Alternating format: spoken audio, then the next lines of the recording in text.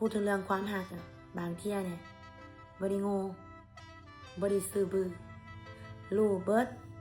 ทุกการกระทำที่เขาเฮ็ดเนี่ยว่าเขาหักหรือเขาบ่หักเนี่ยแต่ว่าบางเทื่อเนี่ย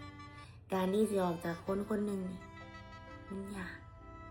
ยากคักสำหรับคนที่หักแบบปักใจแต่ว่าสุดท้ายแล้ว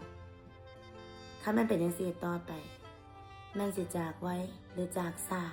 แม่นสิลังเขาไว้เพราะประทังชีวิตแม่นสิบอกเขาว่าอย่าฟ้าวไปเด้อขอเวลาทำใจก่อน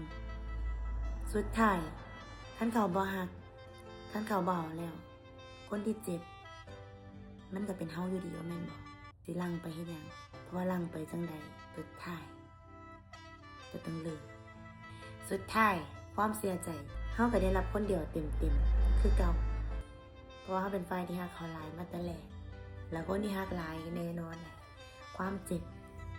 มันก็ต้องหลายเจ็บมื้อนี้หรือว่าเจ็บมื้ออื่นเลิกมื้อนี้หรือว่าเลิกมื้ออื่นสุดท้ายก็ต้องเลิกบ่ต้องไปย่านความเจ็บบ่ต้องไปย่านความเสียใจค่ะเสียใจไว้ก็ดีขึ้นไว้เจ็บไว้ก็หายเจ็บไว้เพราะเวลามันสิช่วยเยียวยาทุกสิ่งอยู่แล้วคือสัจธรรมของโลกนี้นี่คือเรื่องจริงของมนุษย์